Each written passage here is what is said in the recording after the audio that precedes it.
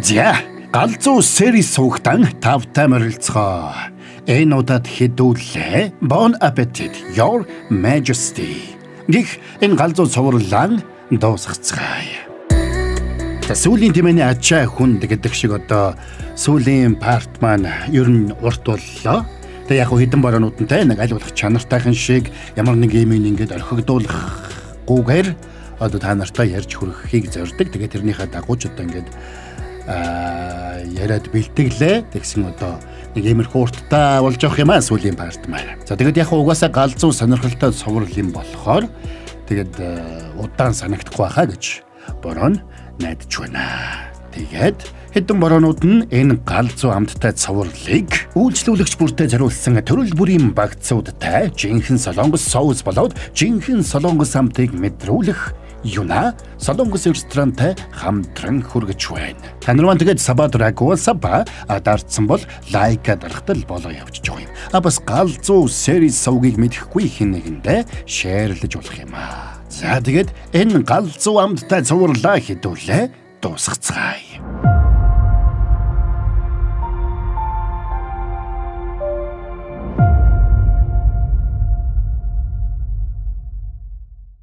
За ингээд хаан элч хоёрыг гарч явахад Жион Байлонг хоёр болж өнгөрсөн тэмцээний талаар болоод өөрийнхөө гаргасан алдааны талаар нөхөрсгөөр ярилцаж дараагийн шатанд амжилт гаргахыг бие биедээ хүсдэг. Мин улсын алдарт тогооч ахлах тогооч шиг нь магтсанд Жионы багийнхан баяртай байлаа. Энэ хоёр ахлах тайхан ирээд Жионыг хаан дуудуулж байгааг хэлнэ. Жионыг хаан дээр ирэхэд хаан тэмцээнд амжилттай оролцсонд нь баяр хүргээд цайгаар дайлна. Тэгсэн цайны аяган дотор сар харагдсанд Жион гайхлаа. Наадхыг чинь сарн цай гэдгийг. Наан чин суугаад аягтай цайгаа барих юм бол дотор нь сар харагддаг. Энийг угаад сайхан амраад ав. Яг ч юм энэ цай намайг тайвшруулчлаа. Хаан тэрнээс гарын гэмтлэн зүгээр эсхийг лавлахад наривчлсан зүсгэлт хийхэд хэцүү болохоос хоол хийхэд асуудалгүй гэдгийг тайлбарлана. Энэ үеэр хаан тулсынхаа чухал асуудлыг хоолны тэмцээнээр шийдэх болсон шийдвэртэй харамсаж байгаагаа хэлж 3 дугаар үеийг цуцалж Мин улсын элчээс уучлал гуйх талаар бодож байгаагаа хэлсэнд Жион эсэргүүцдэг. Би тэмцээнээ үргэлжлүүлнэ. Та Мин улсын элчэд битгий толгой бүхэлгөөрэй. Эхэндээ би энэ тэмцээнд дургүй байсан ч багийнхныхаа хичээл зүтгэл эсрэг багийн хичээл зүтгэлийг хараад энэ тэмцээнд бүхнээ зориулж заавал ялахаар шийдсэн. Ингээд гарч явах гэж байхдаа Жион халуун цайгаа гарлуугаа асгасанд сандарсан хаан ордны отчийг яаралтай дуудуулна. Дахиж өвдөхгүй гэж амл. Учир нь чамайг өвдөх юм бол надад тэрнээс чинь ч илүү хэцүү байна. Дараа нь Жионд отож тусгай тос өгсөнд гар нь хамаагүй дээрдлээ. Тэгсэн хоёр багийг тэмцсэн тухай мэдээ ордон даяар тархаж байна. Энэ мэдээг хүлээж авсан могжуу хатан уурандаа дэлбэрэх шахсан бол нөгөө талд Сонжэ сайд Жисан их хан хүүгийн герт хураасан байсан амтлагчнуудыг бүгдийг нь хурааж авч байлаа. Мин улсын элч Юкун тогооч нараа толгой төрүүгүү загнаж 3 дугаар шатанд заавал ялахыг тушаасан бол Жионы багийнхан 3 дугаар шатныхаа бэлтгэлийг айл хэдийн эхлүүлжээ.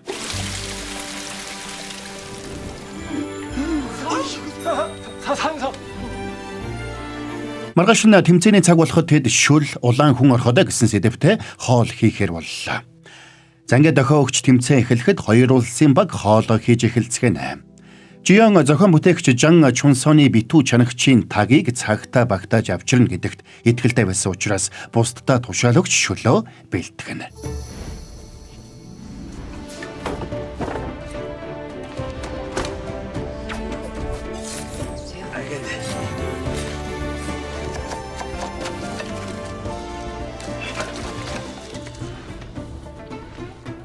Мин улсын тогооч нар нэн ховор төрлийн хүнсний орцуудыг гаргаж ирж байсанд бүгд гайхлаа.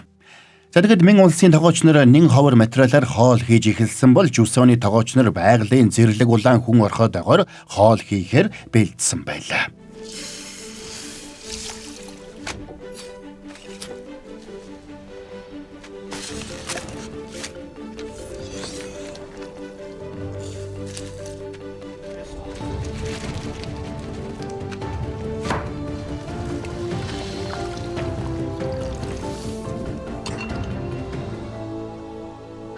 Цаг яваад байдаг. Тэгсэн чунсан ирэхгүй байсан учраас багийнх нь нөөц төлөвлөгөөндөө шилжихийг шаардсанд аргагүй байдалд орсон Жион ширмэн тогоогоо халаах тушаал өгөхдөө зэрэгцээд гадаа хүмүүс буужгинж эхэллээ. Тэгсэн чунсан зохион бүтээгч өөрийн зохион бүтээсэн онгоцоороо нисж ирсэн нь тэр байна. Тэгээд тэр битүү чанагчийнхаа тагийг үүрсээр ороод ирсэнд Жион хагартлаа баярладаг. Тэднийг тогооны таг барьж аваад баярлаад байсанд нь Мин улсын тогооч нар гайхна. Харин нөгөө талд Жионы багийнхан битүү чанагчаа ажилуулж ширүүн гал өрдөж эхэллээ. 30 минут өнгөрөхөд битүү чанагчийн тагаар уур савссанд тэнд байсан бүхэн сандарлаа. Бүгд тэр тогоог дэлбэрхнэ гэж айсан бол хаан Жионд итгэж байлаа. Ингээд бүх уурыг гаргаж дуусгаад Жион дахиагаа гаргаж ирсэнд тэр нь Ер бусын харагдана. Харин нөгөө талд Мин улсын шүл болох болоогүй л харагдаж байна. Тиймээс Яа Фэй Шиу сандарч эхэлсэн бол нөгөө хоёр нь төвчээртэй хүлээж зөөлөн галаар жигнэх ёстой гэж сануулна. За ингээд шүл бэлэн болоход Мин улсын тогооч нар лууны хэлбрээр сийлсэн үнэтэй мөөгөр чимээд тойруулж гал асаасан бол нөгөө талд Жионж хоолоо цагтаа дуусгаж чаддаг. За тэгээд эхлээд Жусоны багийн хоолыг амсах болоход Жион хоолоо нэгэнгүй тайлбарлана. 산삼목은 오골계 삼계탕. 백년묵은 천종삼을 넣은 오골계 넣고 끓여서 쫄깃하고 오골계를 다져 넣은 곰보버섯과 Мин улсын элч хоолыг хараад эгэл борог харагдаж байна гэж доош нь хийсэн бол хаан тэрнийг барууны язгууртнуудын иддэг хоолыг та мэдэхгүй байгаа мó гэж амийг нь таглана. Тэгэд хаан элч хоёр хоолыг зэрэг амссан даруйда хоолны амтанд бүрэн автаж галт шувуу харах мэтэл боллоо. Хоолыг идсэн бусад түшимлүүддэж хоолны амт бүрэн таалагдана. Дараа нь Мин улсын тогооч нарын хоол болоход Мин улсын тогооч хоолоо буддаа ханан дээгүүр харайсан нь гэдэг. Гэсэнд Юкун элчиж энэнд нь сэтгэл хангалуун байна. Тэгэд хаан Юкун хоёр шүлийг амсаж үдсэн даруйда бас л хоолны амтанд бүрэн автаж сансарт нисэгшгэл боллоо. Сайд нар ч хоолыг амтрхан идэж эхэлсэнд байдал буруугаар эргэж байгааг Жион мэдэрлээ. Ингээд оноог хоёр улсын тус бүр 3 тогооч амсаж биедээ дээд тал нь 10 хүртэлх оноо өгөхөр болно. Сэтгэл хангалуун байсан Юкунч тогооч нарт оноог шударгаар өгөхийг тушаалаа. За тэгээд хоёр талаас тус бүр 3 тогооч эсрэг багийнхаа хоолыг амсаж үзээд биенийхээ хоолыг гайхан биширсэн бол Мин улсын ахлах тогооч Кон Вэнли хоолыг амсаж үзэхгүй байгааг бүгд анзаарна. Хаан гайхаж шалтгааныг асуухад тэрнийг тогоочийн хамгийн дээд зэрэгт хүрсэн учраас хоол амсахаа ерөөсө болсон гэж Юкун элч тайлбарладаг. Хэрвээ тэр хоолыг амсаж үзэхгүй бол яаж оноо өгөх болж гин? Оноог шударгаар өгөх боломжгүй болбол хоёр баг дахиад тэнцэх хэрсэлд орсонд И Хён хаан ууралж эхэлнэ. Тэгсэн Жион Кон Вэнли тогоочийг бүрэн болсон хоол иддэггүй болохыг ойлгоод хоол бэлтгэж байхдаа үлдээсэн хоолнуудаа нийлүүлж аяглаад өглөө. Ялагдсан ч хоол бидэнд аз жаргалыг мэдрүүлэх ёстой учраас таныг ч бас энэ хоолыг амсаж аз жаргалыг мэдрээсэй гэж хүсэж байна. Тэгсэн Вэнли тогооч багада хоол хийж сурч байснаа саналаа. Тэгэд шөлнөөс нэг мөч аваад хадсанд Мин улсын бусад тогооч нар болоод Юкун элч бүгд гайхацгаана.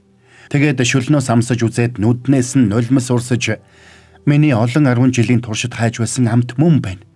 Миний эмээгийн хийдэг байсан шүлний амт мөн байна. Би энэ амтыг гаргах гэж чадалгүй өдийг хүрсэн. Тиймээс би хоол амсахч дургүй болсон юм. Би эмээгийнхээ хоолыг давсан амт гаргаж чадаагүй гэж яахан өөрийгөө агуу тогооч гэж нэрлэх гэж дугаалтлаа. Тэгэд Вэнли Жионд ялагдсанаа хүлээхэд Жион болон тэрний багийнхан ч михийн ёслно. Харин энийг харсан Юкун элч ухаан алдах шахна. Ингээд хоёр багийн эсрэг багтаа өгсөн оноог харахад Жусоныхан Мин улсынханд 27 оноо өгсөн бол Мин улсынхан Жусоныханд 28 оноо өгсөн байсанд Жион болон тэрний багийнхан хагардлаа баярллаа. За тэгээд Жионы зааж өгсөн ёсоор хоёр талын тогооч нар гар барин биедээ баяр хүргэцгэнэ. Юкун элчич ялагдлаа хүлээгээд тохирсон бүх зүйлээ Жусон улсад өгнө гэдгээ хэлж хариуд нь ганцхан бэлэг гуйсанд хаанч зөвшөөрдөг. Тэгсэн Юкун Мин улс руу Жионыг авч явах хүсэлтэйгээ хэлсэнд бүгд шок. Уралсан хаан элчийг барьж аваад унтал мөрөгсөнд тэнд байсан бүгд сэлмээс суглаад тулалдахад бэлднэ. Чи миний ахлах тогоочийг хүчээр авах гэж байгаа бол дор хаяж 100 мянган зэрэгтэй ирэхгүй бол болохгүй дээ. Та Мин улсын элч намайг дорд үзэж гин үү? Тэднийг ингээд маргаж байтал их хатан ирлээ. Тэгээд хааныг бодлогогүй үйлдэл хийсэнд нь зэмлээд Юкун элчийг Мин улсын хааны илгээсэн зорилгыг хойш тавьж дураараа аашилсан гэж буруутгасанд цаадах нь их хатан ихийг үл тоож Мин улсын хааны нэрээр тэднийг сүрдүүлэх гэж оролдоно. Тэгсэн их хатан их нэг загтал гаргаж ирээд өгсөнд тэр нь их хатан ихийн нагц Мин улсын өмнөх хааны баг хатнаас ирсэн загтал байдаг. Гэтэл Юкун элч Жусан улсад ирсэн зорилгоо худлаа хэлсэн болж таарлаа. Ингээд арга зайлан илчлэгдсэн болохыг ойлгосон Юкун элч өвдөг сөгдөж их хатан ихээс өөршөөлгойна. Тэгэд хааны хүссэн хэмжээгээр арилжаа 8 хийх болно гэсэн ам өчгөөгд бушуухан Жусан улсаас явлаа. Тэгэд их хатан их Ийхон хааныг бодлогогүй аашилсанд нь дахин нэг удаа зэмлээд баг ханхуу Жим Ёнд ахлах тогоочийн гарын хоолыг амсуулах хүсэлтэйгээ илэрхийлээд гарч явлаа. Оройн могжуу баг хатан Жисан их ханхуутай уулзаж баг ханхуу Жим Ёны идэх хоолнд нь хор хийж Жионыг буруутгах талаар зөвлөлддөг. Харин нөгөө талд Ийхон хаан өөрлөө нь болоод Жион руу дайрсан цэргийн хүмүүс ямар учиртай болохыг олж тогтоохыг жанжинда тушаана. Тэгэд Ма Ун Рог номоо гаргаж Жионыг санан байж тэрний хийсэн хоолнуудын талаар бичиж эхэлнэ. Маргааш нь хаан Жионтой уулзаад тэрэнд нэг бэлэг өгсөн нь тогоочийн шинэ хувцас байсанд Жион баярлдаг. Тэгээд Жион нутаг буцахтааж тэр хувцсыг авч явна гэдгээ хаанд хэлнэ. Хаан тэрнийг оройн хоолны дараа ордонд нь ирэхийг тушаахад бандсан Жион би нэг уулзалт тавалцсан болохоор чадахгүй нэ гэж хэлээд хааныг уурлуулчихна. Тэгээд хаан тэрнийг уулзалтаа дуусгаад яаралтай ирэхийг тушаалаа. Тэгээд Жион шинэ хувцас өмсөд орой хаан залуу ханхуу хоёрт амттай хоол хийж өгөхөөр бэлдэнэ. Удалгүй оройн хоолны цаг болгоод Жион ч гараа гаргаж хийсэн хоолоо авчираад хаан ханхуу хоёрыг дайлсанд нөгөө хоёр нь амаа олохгүй идцгэн. Тэгээд Жион гарч Мин улсын тогооч нарт гарын бэлэг өгөөд үдсэнд баял онгч явхаас өмнө эзэн хаанд болгоомжтой байхыг сануулж өгөхийг хүсээд гар бариад тэндээс явдаг. Жионыг тэр нь ямар учиртай сануулга болохыг гайхаж явтал хатан их хэрэг тэрнийг үгийн зөрөөгүй алгадаад авлаа. Учир нь тэрний хоолыг эзэсний дараа залуу ханхүүгийн бие огцон муудаж үхлүүд болжээ. Тиймээс хатан их тушаал өгч Жионыг баривчлуулна. Тэгээд тэрнийг тамалж эхэлсэн бол энэ талаар мдээгүй хаан хүлэмжин дотроо Жионыг хүлээгээд зогсно. Тэгсэн ахлах тайхан ирээд болсон явдлыг хэлсэнд хаан ч ууралж шууд Гянданд очсон ч Жионыг хорсон өрөөний түлхүүрийг хатан их өөрөө авчихсан байлаа. Тэгсэн хатан их ирээд хүүг нь хааны орыг залгамжлуулахгүй тулд тогоочтойгоо нийлж хордуулсан гэж үзэж байгаагаа хэлсэнд Ийхон галзууртлаа ууралж сэлмээ суглаад хатан ихэд тулглаа. Тэгээд сэлмээ далаагаа цавчих гэсэн ч Жион хааныг ятгсанд хаан арайхийн бие барьж Жионыг буруугүй гэдгийг нотлохоор хатуу шийднэ. Хатан ихта ийлдэг зан гаргаж миний талд байгаа юм шиг аашилж байсан ч эцсийн мөчөд үнэн төрхөө илчиллээ. Би энэ хэргийн учир занглааг заавал тайлна. Үнэн мөн тодорхой болох хүртэл Жионд гар хүрч болохгүй. Эстэгөөс би өөрийн гараар толгойгч навна. Болж байна. Гэхдээ энэ зур миний хүү амьсгал хураах юм бол би энэ шулмыг заавал ална. Үүний тулд эхлээд намайг хаан ширээнээс буулгах хэрэгтэй болно гэж мэдэрэй. Энэ үеэр тэргүүн сайд их хатан ихтэй уулзаж Ийхон хаан ээжийг нь ордноос хөөж хор өгч алсан хэргийг нь гадарлаж байх шиг байна гэдгийг хэлсэнд их хатан их цочурдна. Гэхдээ залуу ханхууг хордуулсан явдалд хааныг буруугүй гэж таамаглаж байгаагаа их хатан их сайдад хэллээ. Тэгээд хэрв залуу ханхуу нас борч Ийхон хаан амиа алдвал дараагийн хаан нь Жисан их ханхуу болно гэдгийг тооцож тэрнийг энэ явдалд холбоотой байж магадгүй гэж таамагладаг. Харин энэ үеэр Жисан их ханхуугийн өргөнд ховилдогчд цуглараад цаашид хэрхэх талаараа ярилцаж байлаа. Нөгөө талд хаан Сонжээ сайдыг дуудаж залуу ханхүү оройн хоолны дараа хинтээ уулзсан юу эзснийг наривчлан тогтоохыг даалгана. Бас ордны отчоос хэн ямар имийг хизээ авсан гэдгийг наривчлан шүүнэ. Бас тогооч нарч хаан ханхүү хоёрт хийж өгсөн хоолноос өөрсдөө идсэн гэдгээ баталж хэлдэг. Тэгэд хаан эцэг нэгтээ дүүгийнхээ биеийн байдлыг асуухаар очлоо. Залуу ханхүүгийн эдсэн хоолнд асуудал байгаагүй гэдгийг нотолсон гэдгийг хэлээд тэнд байсан уудтай эмийн ургамлуудыг аваад гарлаа. Учир нь бие муутай залуу ханхүүд сүүлийн хэд хоног дархлаас сэргээх зорилгоор тэд ургамлаар ханд бэлдэж өгч байсан болж таарна. Удалгүй хатан ихч Жион дээр ирээд тэрнийг байцааж залуу ханхүүд хор өгч хааны ухаан санааг самруулсан тухай цуу яриа ордноор тарж байгаа гэдгийг хэллээ. Тэгэд буруугүй гэдгээ нотлох боломжийг олгох үүднээс тэрнийг сулалдаг. Тэгэд худаг өгöd хэрвээ чи өөрийгөө буруугүйг нотолж чадахгүй бол өөрийнхөө амьдралыг өөрөө дуусга гэд 3 хоногийн хугацаатаагаар явуулна. Жион хааны өдрийн хоолыг аваад шууд хааны өргөө рүү очисонд хаанч баярлсандаа тэврээд авлаа. Сандарсан Жион хааныг түлхэхэд энэ үйлдэлээс нь болоод ордон даяар цуу яриад тархаж байгааг анхааруулсанд хаан болгоомжлох нь бүхэл харин ч тэрнийг үнсэд би хайртай хүнэл ингэж үнсэн гэж өөртөө амласан гэдэм байна. Хаан Жионыг өөрийнхөө хоолоор дайлж тэр хоёр хамтдаа өдрийн хоол идэнэ. Харин нөгөө талд Могжуу баг хатан Жионыг суллагдсан болохыг сонсоод уурладаг. За тэгээд Жион хаантай нийлж хэргийг мурдаж эхэлнэ. Залуу ханхүүгийн өргөнөөс олсон нэг гашуун ургамлыг хаан сэжгэлжсэн ч эмийн ургамал гашуун байх нь ердийн үзэгдэл гэж одож хэлсэн учраас ээрлэн мухардлаа. 2 өдөр өнгөрсөн ч тэд хэргийн сэжүүрийг олсонгүй. Арга барсан Жион өрөөндөө ханхүүгийн эдсэн зүйлс болоод уусан эмнүүдийн дээжийг авчраад байтал үнэрч гийлгүүм нэг ургамал нэлээн өмхийн үнэртэй байгааг мэдлээ. Тэгээд цаастаа ургамлыг үнэртээд тэндээс харахны бас үнэртээд байгааг хэлсэнд Жион итгэсэнгүй. Маргааш нь тэрний галтгооны аяг тавгийг шинжилж байтал хааны бие чилэрхсэн тухай мэдээ ирсэнд Жионд сандраад очно. Тэгээд хаан ханхүүгийн ууж байсан эмийн ургамлуудыг нэг бүрчлэн амсаж үдсэн гэдгийг сансан Жион эмийн ургамлууд дунд хор байсан байж болзошгүй гэж таамагладаг.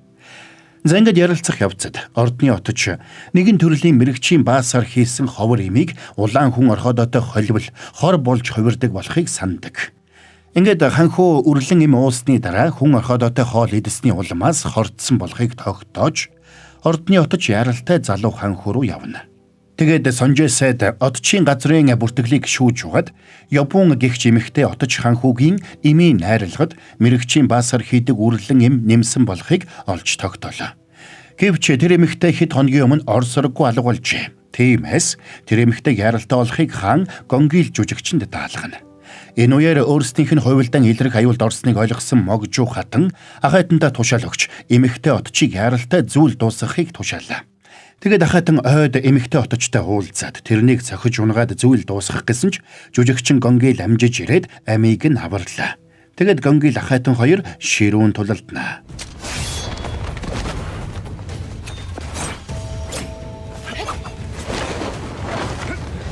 Миний их чиг алах тушаалыг хэн өгсөн? Могжуу юу? Хаан уу? Олон юм ярьж байж өөрөө өхөвдөө. Гонгил ахайтныг ухаан алдатлан цохиж модноос хүлээд эмэгтэй отчийг сэрэж тэрнээс ханхүүгийн эмийг өөрчлөх тушаалыг хэн өгснийг байцаана. Айж сандарсан оточ Могжуу баг хатны тушаалаар энийг хийсэн гэдгийг хэлээд тэрний ард дахиад нэг хүн байгаа гэдгийг хэлэхдээ зэрэгцээд нэг хүн холоос хутга шидэж эмэгтэй отчийг дуусгадаг. Азуулахад Гонгил өөрлөн шидсэн хутганаас бултаад амьд үлдэж чадна.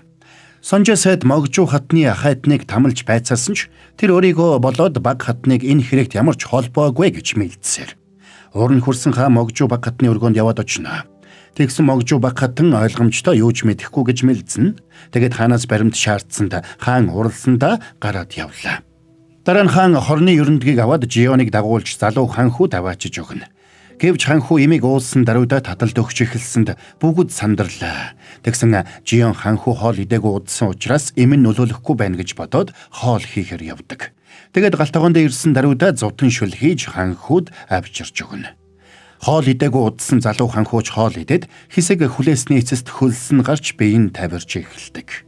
Тэгээд удалгүй нүдэ нэгэд ээжигээ дуудсанд бүгд баярлж сэтгэл нь амарлаа. Тэр шөнө Могжуу баг хатан шоронд байсан ахайтан дээрээ ирж аяхтай ус өгөөд тэврэхтэй хүзүүнд нь хутга зоогоод зүйл дуусгана. Тэгээд гарт нь хутганых нь хуйг бариулаад шоронгоос гарч явлаа. Харин нөгөө талд хаан Жионыг өргөөндөө дуудуулж гайхсан Жионыг ирэхэд хаан тусгай баг болон өмсгөл өмсч ирээд тэрэнд ёрын мууг хөөж хөгжил дэвшил авчрах бэлэгдэл бүхий тусгай бүжгийг бүжгэлж үзүүлдэг. Ханыг бүжгэлж байгааг үзэж суухдаа Жион хаантай анх уулзаж байснаа санана. Тэгээд гэрлүүгээ буцах хүсэл нь баг багаар арилж байгааг анзаардаг. Энэ үеэр ханхүү Жисан өөрийн фракцийн ноёдыг дагуулад тэдэнд нэг хүлээстэй хүнийг харуулсан нь И Жангюн гихч байлаа. Тэрээр хаанд хатан ихийг нь хэн ордноос хөөлгөж хор өгч алуулсан тухай мэдээг хүргэх гэж яваад Жисан ханхүүд баригдсан нь энэ байж. Тэгээд цаа дөрүүлүүд эднийг дагуулад орсонд тэнд нэг сэтгцийн өөрчлөлттэй болсон хөгшин сууж байдаг. Тэрнийг харсан даруйдаа ноёдууд тэрнийг хааны хорлогдож өгсөн ээжийн ээж нь болохыг танилаа. Та нарт эзэн хааны эмээг танилцуулж байна. Тэрний барьж байгаа хүүхэлдээ бол хааны их хатныг цаазлуулах үед цус болсон хүүхэлдээ. Удахгүй бид бүгдийг илжилнэ. Тэр цагт галзуу хааны уур хилэн савнаасаа хальж хаан дулсыг бүхэлдэн цуснд живүүлнэ. тэр цагт бид хааны эсрэг хөдөлцгөн. Харин нөгөө талд хаан Жионтой ховчилж уулзна. Ингэхэд та тэр номыг юусоо хайгаагүй биш үсттэй. Цэргүүд удахгүй олчих байхаа. Гэхдээ би тэр номыг битгий олдосоо гэж хүсэж байна. Би чамайг надтай хамт байгаасаа гэж хүсэж байна. Тэгээд гарт нь бөгж зүүгээд хэрвээ чи надтай хамт үлдвэл би өглөө бүр чамд хажиртай будаа бэлдэж өгнө гэд үнслээ. Тэгсэн Жион Аав руугаа заавал буцах ёстой гэдгээ хаанд учруулж хэлнэ. Тэгвэл би чамайг хүлээнэ. Чамайг эргээд ирнэ гэдэгт чинь итгэж ирэх хүртэл чинь хүлээнэ. Дараа нь хаан Ма Үнрог номондоо Жионы хийсэн өөр нэг хоолыг зурж тэмдэглэсэн нь номны хамгийн сүүлийн хоол болж таарна. За sorry байж байгаарэ. Бороо нь юун төлөө та нартай юм галзуу амттай цавралыг ярьж өгч байгаа билээ дээ. Тэгэхээр бороо нь гэсний галзуу амттай реклам алгадаадах. Тэгэхээр манайхан хэдүүлээ ерөн солонгос хоол идэх дуртай байдаг шүү дээ. Тэгэхээр үйлчлүүлэгч бүртээ зориулсан төрөл бүрийн багцуудтай жинхэнэ солонгос соус болон жинхэнэ солонгос амтыг мэдрүүлдэг Юна солонгос рестораныг та нартай санал болгож байна. Дахиад хэлье.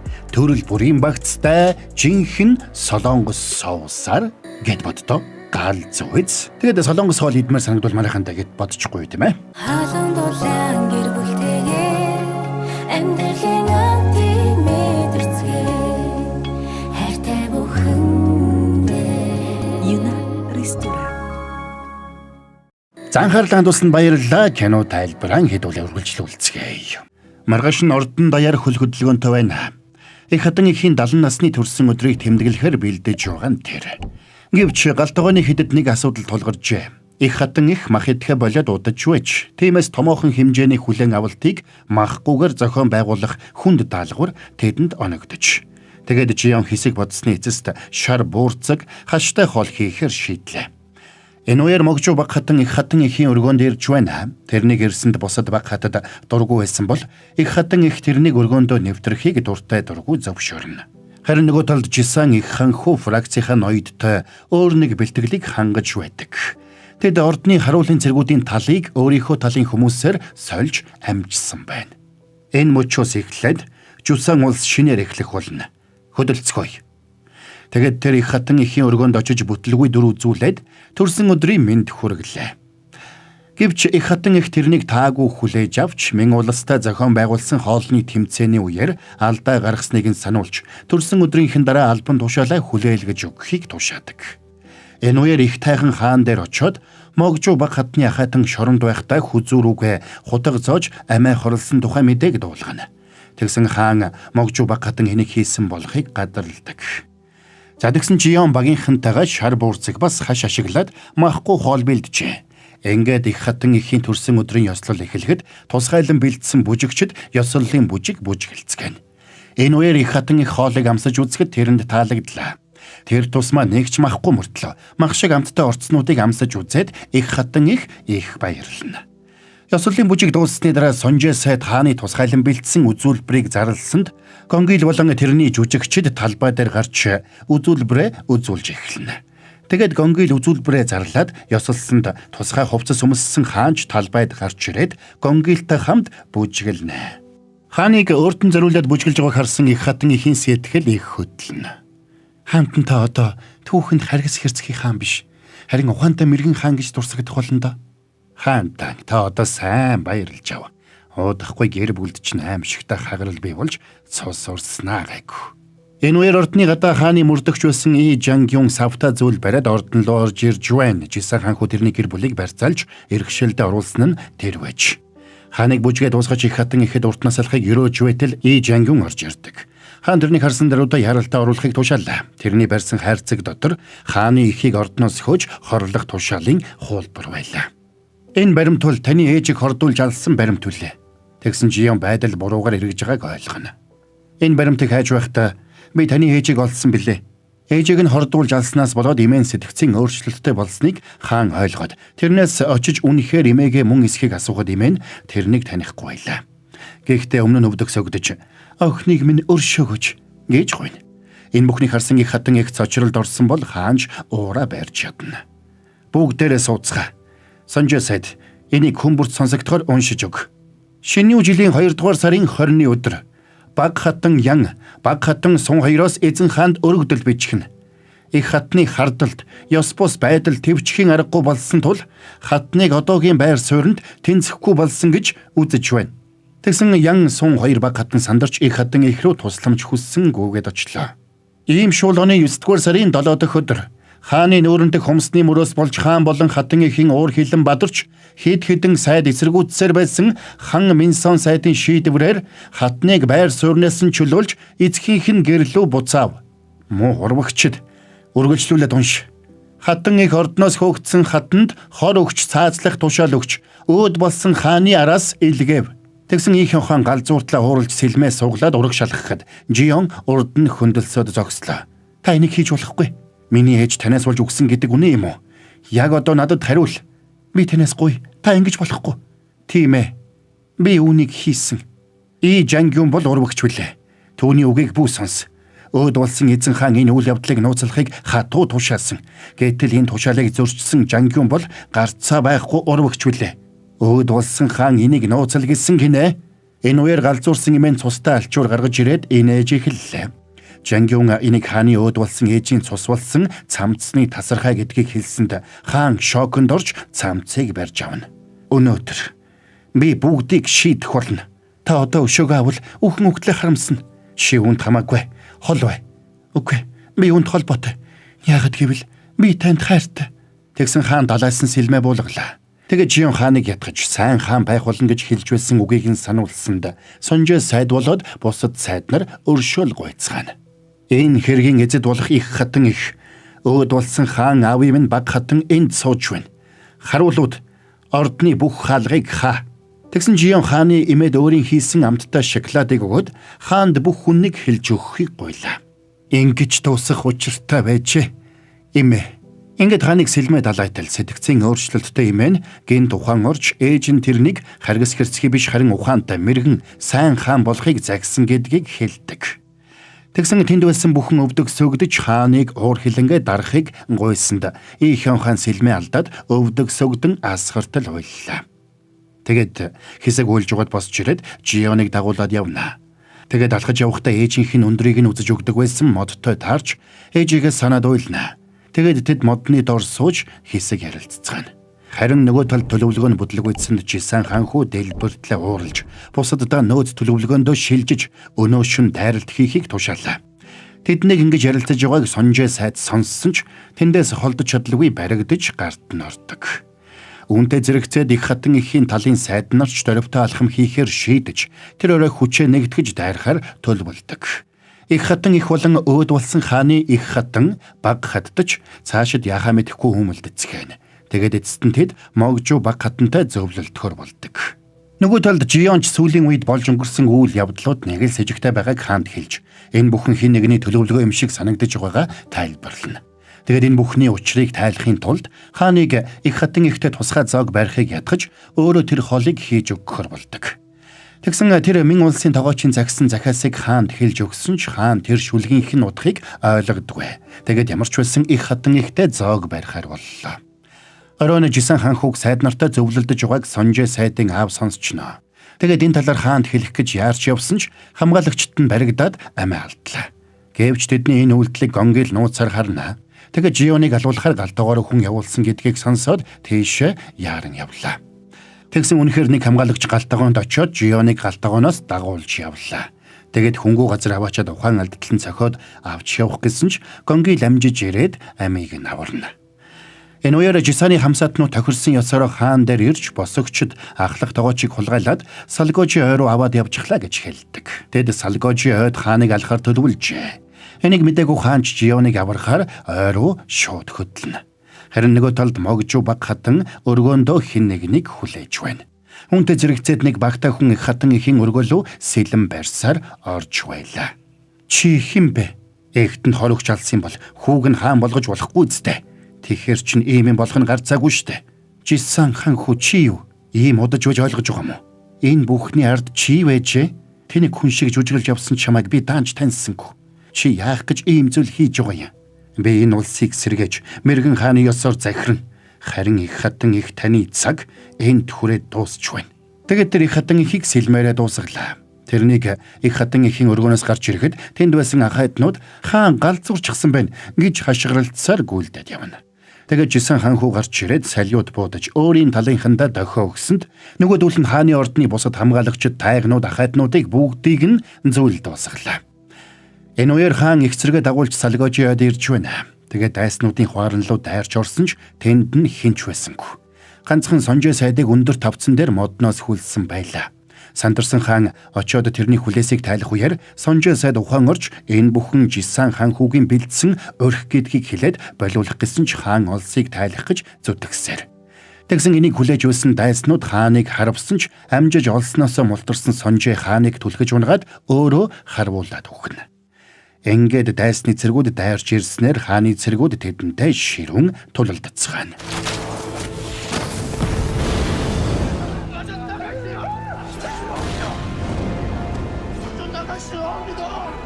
Энэ үеэр Гонгил Жионыг дагуулад ордноос зүгтах гэж байсан ч босогчдын цэргүүдэд баригдах шахна.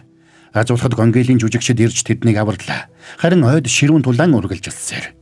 Хааны ордонд их хатан ихийн талын сайд нар их хатан ихтэй уулзахаар ирсэн ч тэдний өмнө сэлэн барьсан Жисан хаан хүү зогсож байлаа.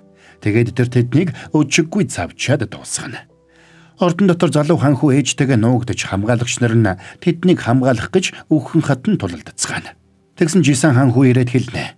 Хаан галзуурч их хатан ихээс эхлээд бүх сайд нарыг алжлаа. Залуу хаан хүүг одоо яралтай хаан ширээнд залъя.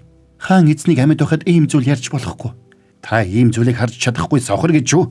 Одоо хөдлөхгүй бол Харгис хааны хилд та хоёрыг чиглэн шүү дээ. Хүү минь хитрхи балчир байна штэ. Гэхдээ бидэнд хугацаа алгаа. Маргааш өглөө гэхэд хаан ширээнд залах ёстой. Яагаад гэвэл эзэн хаан салгожи ойгоос амьд эргэж ирэхгүй. Маргааш нь болоход Жисан хаан хүү залуу Жим Ёныг хаан дөргөмжлөхөр бэлдэнэ. Тэгээд орон даяар илчилгээж шинэ хааныг ширээнд нь залах гэж явааг мэдэгдэхийг тушаадаг. Тэгээд Жисаны илгээсэн хүмүүс орон даяар явж хааныг галзуурч их хатан ихийг алсан одоо залуу хаан хүү хаанаар өргөмжлөгдөх гэж байна гэсэн цуу яриа тарааж байлаа. Ингээд залуу хаан хүү Жим Ёны хатан их хааны өмнөөс зарлиг буулган бичиж хааны тамгыг дарснаар залуу хаан хүү эзэн хаанд өргөмжлөгддөг. Залуу хаан хүүг хаанд өргөмжлөгдсөний дараа Жисан хаан хүүг фракцийнхаа сайд нартай уулзахад цаадуулан тэрнийг аль болох хурдан хаан ширээнд залрахыг хүссэнд залуу хаан дөнгөж өргөмжлөгдөд байхад ийм юм ярьж болохгүй гэж худлаа ёсорхно. Энэ үеэр өрчшин ойд болсон тулаанаас нэг ч хүн амьд үлдэж чадаагүй гэсэн мэдээг тэд хүлээж авлаа. Харин Жион Гонгил хоёр хааны амьд байгаа эсхийг хэлж чаддаггүй. Тиймээс Гонгил хааныг хайхаар явсанд Жион хааны өөрт нь бэлгэлж байсан оосрыг өгч өөрийгөө эсэмэнд байгаа гэдгийг хаанд хэлж өгөхийг гуйна. Тэгээд Гонгил эхлээд шууд хааны ордны гал тогоонд яваад очлоо. Орой хэсэг хүмүүс хааны ордон руу дайрч үүдний харуулуудыг алж дотогш нэвтэрдэг. Энэ үеэр Жисан хаан хүүгийн хамгаалагч хаан ширээнээсээ хөөгдсөн И Хён хааныг барьж чадлагүй алдснаа хэлж 3 хоногийн дотор толгойг нь авчирна гэж амлаж байлаа. Тэгсэн ордны хамгаалтын албаны дараагаар ирээд И Хён хаан ордон руу дайрч орж ирсэн гэдгийг хэллээ. Тэднийг очиход цусанд будагдсан И Хён хаан цэргүүдэд баригдаад зогсож байна. Гэртээ орж ирэхэд ийм хэцүү байна гэж сансангүй. Могжуу баг хатан чи энэ бүхний ард байжээ. Би идэхийг хүсээгүй юмсан. Ханцуудаа худаг нуусан урвагч байжээ. Би анхнаасаа л энэ өдрийг хүсэн хүлээсэн. Тиймээс намайг уучлах эсвэл өрөвдөх шаардлага байхгүй. Аргагүй л могжуу баг хатан мөндөө. Гэхдээ санаж яв. Өөдөө хайсан чулуу өөрийн толгой дээр ундаг юм шүү. Нэгэнт би амьд эргээд ирсэн болохоор их хаан хүү тантай сүүлийн удаа уулзаж ярих зүйл байна.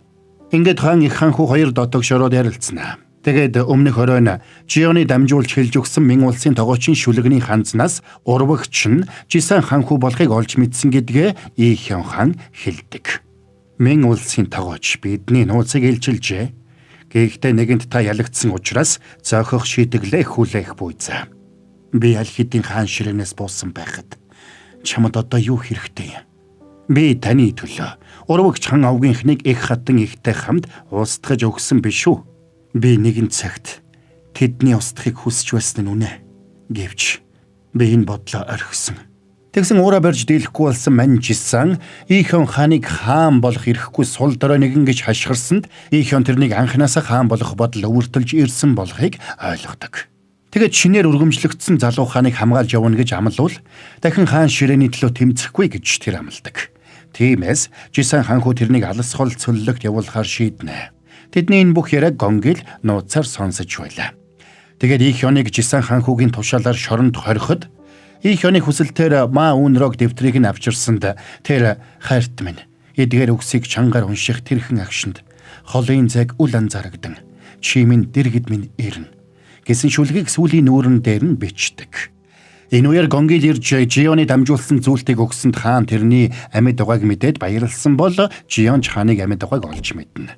Тэгээд цөллөгт явах гэж байгааг нь мэдээд Ий Хён хаан өөрөө бүхнийг эхлүүлээгүйч түүхэнд болсон үйл явдал яг тэр чигээрээ өрнж байгааг Жион ойлгоно. Тэгээд түүхэнд бичигдсэн ёсоор Ий Хён хааныг цөллөгт очоод удахгүй үхэх юм байна гэдгийг ойлголоо. Тэгээд хаанд туслахаар Гонгилтой ярилцсанаа. За тэгээд маргааш нь тэрэгт суулгаад шинэ хааны зарилгаар цөллөгт явууллаа.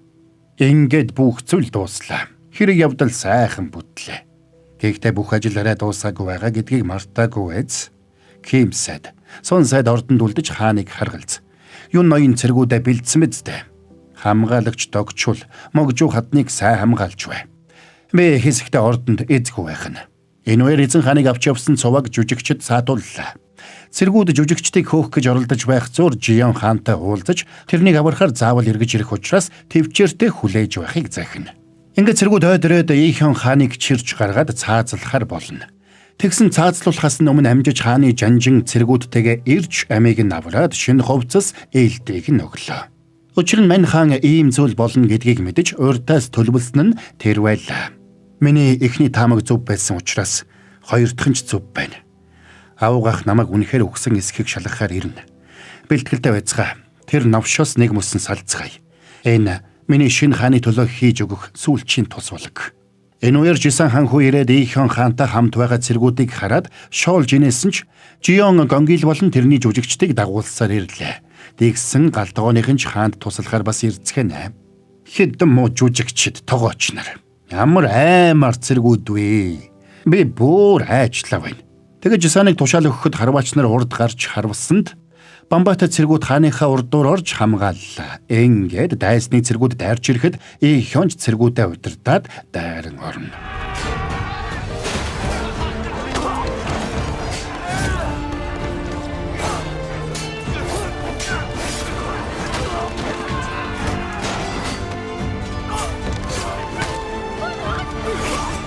Эхний дайралт нь няцаагдсныг мэдсэн Жисан ханхүүг тушаал өгөхөд чадтай цэргүүд дайрч ирсэнд Ий Хёны цэргүүд ухарлаа. Тэгсэн энэ үеэр гинт энд тэнд дэлбэрэлдүүлж зохион бүтээгч Чунсон ирээд дайснууд руу гар бөмбөг шидсэнд тулааны нөхцөл байдал өөрчлөгдөж хааны тал ялалт байгуулж эхэлнэ. Тэгсэн Жисан мэдээж ууралж Жионыг барьж ирэхийг тушаана. Ингээд Ий Хёны тал дайснаа дарсан ч Жисан Жионыг барьцаанд авсан гэдгээ хэлж өмнө нь хоёулахнаа уулзаж шимийн арх уудаг байсан газартаа ганцаараа ирэхийг сануулад давхилаа. Тэгээд Ий Хён ордон руу явж Жисаны талынхныг буулгаж авахыг тушаагаад өөрөө хойноос нь явлаа. Гонгил болоод Ий Хёны цэргүүд ордон руу дайрч ороод Жисаны цэргүүдийг урвагч сайд нарын хамт хядаж дуусгасан бол үлдсэн сайд нь хор угаад амиа хорлдог. Ордонд үлдсэн байсан могжуу хатны үүдэнд Гонгил Жисаны хамгаалагчтай ширүүн тулалдана. Хатантай би амиа алдсан их чихээ өшөөг авахар ирлээ. Бас та нарын бузар зорилгын төлөө ашиглагдаж амиа алдсан бусад гимгүү охтын өшөөгч авахар ирлээ. Тэгсэн могжуу хатан өөдөө хайсан чулуу өөрийн толгой дээр гисэн үгийг санана. Тэгээд хутгаа гаргаж өөрийнхөө зүрхэнд зоож амиа хорлдог. Гонгилч гидслүүн сэлмээ дүрж их чихээ өшөөг авна. Орон хааныг тавуулсан газар очиход Жисан ханхүү хүлээж байлаа. Тэгсэн Ий Хёныг 3 цэрэг бүслээд авдаг. Авгаха миний ахлах таваач шиг минь улсын элчиж надаас салгаж чадаагүй юм шүү. Ингээд тэр цэргүүдтэй ширүүн тулалдана. Тулааны үеэр хааны өвөртөө хийсэн байсан Ма Үнрог ном нь газар тундаг. Тэднийг ингээд тулдаж байх зур Жион хүлээсээ тайлаад тэндээс гүйхтэй газар тунсан дэвтрийг оллоо. Тэнд өөрийнх нь хаанд хийж өгчүүлсэн хоолнуудыг бичсэн болохыг уншаад гайхна. Тэгээд сүүлийн хуудсан дээрх шүлгийг уншлаа. Тэгээд уншаад ном хааных болохыг ойлгоно. Авгаха сэлмээ хаяхад оройтойгүй шүү. Чи харин үхлээс дэндүү удаан зүгтлээ. Тэгэд нөхөр сэлмээрээ цавчих үед сандарсан Жион ирээд Ий Хёны урдуур орж нуруугаа цавчуулнаа. Тэгсэн тэр Ий Хён руу дахиад дайрсан ч тэр амжиж тэрнийг цавч чадхна. Ийхён Жионыг тэврээд уйлсанд үүнтэй зэрэгцээд маа өнрөөг ном гэрэлтэж хүчтэй салхи шуурч эхэллээ. Үнэхээр их хайртай шүү. Хаанта. За тэгсэн номын хуудсан дэх бичигнүүд гэрэлтэж Жион агаарт хөөрсөнд хаанч яахаа мэдэхгүй уйлсаар хоцорно. Тэгэд номын үсгнүүд Жионтой хамт буцаад номлоо сорогдоод орлоо. Ийхёныг уйлж байгааг харсан Жисан сэлмээ бариад дайрсан ч Ийхён тэрнийг сэлмээрээ зоогоод унгана. Би Жусоны хаан болох ёстой байсан. Ингээд мань Жисан дууслаа гэж. Жионыг ухаан ороход тэр эмнэлгийн сэхэний тасагт хэвдэж байна. Гэтэл тэрний мөрөн дээр сэлмээр цавчулсан шарх хിവэрэ байлаа. Сандарсан Жион босчмаа өнрөг номоо хайсанд тэр нь цүнхэнд байж байгааг хараад баярлалаа. Тэгсэн аав нэрээ тэрнийг тэрвэрч авсанд Жион ч аавыгаа тэрвэрч аваад уйлна. Эмнэлгээс гарсныхаа дараа гэртээ ирсэн ч тэр болж өнгөрсөн явдлыг мартаж чаддаггүй. Тэгэд компьютер нэгэд хайж үзтэл Ийхён хааны цогцос олдоогүй ор сурггүй алга болсон тухай тэмдэглэсэн байлаа. Жион амаа өнрөг номоо нээж нөгөө шидэт шүлгийг хэд хэд уншсан ч номын ид шид үйлчилсэнгүйд уйлнаа.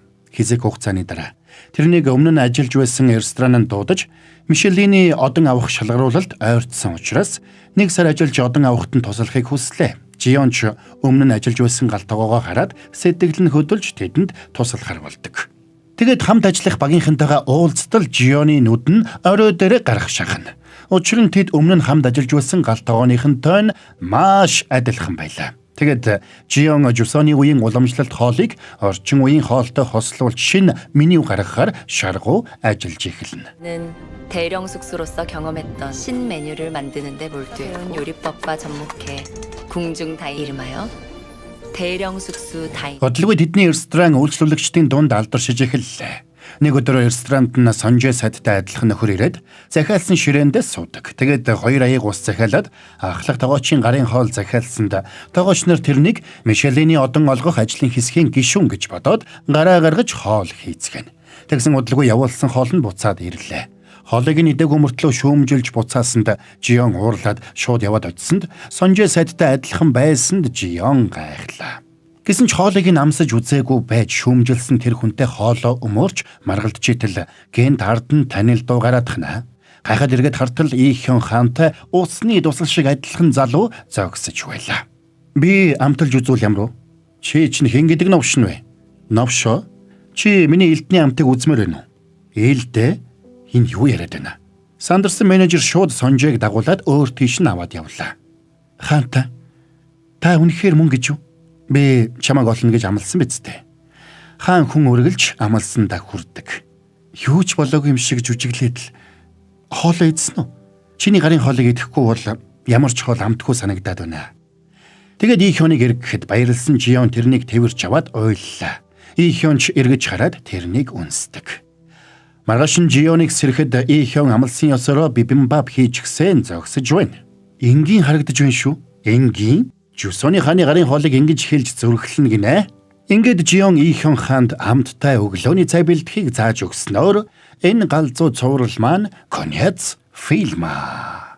Итгэнүү байна уу өөрөө мэд. Ийхён хаан үнэхээр 1500-аад оноос ирсэн байсан. Яаж тэрвэ гэж юу? Намайг олоод ирсэн байхад яаж гэдг нь тийм чухал биш үстэй. За, энд хүрээд энэ галзуу амттай цуврал маань нэг юм дууслаа. За тэгээд ямар ч байсан те их гоё тийм армантхэр дууслаа гэж мөн бурууд нь бодогдлоо. Хаан маань тэгээд одоо тухайн цаг үеэсээ тэгэл хайртай бүсгүйгээ те хайгаал олоол ирсэн байна л да гэхгүй юу.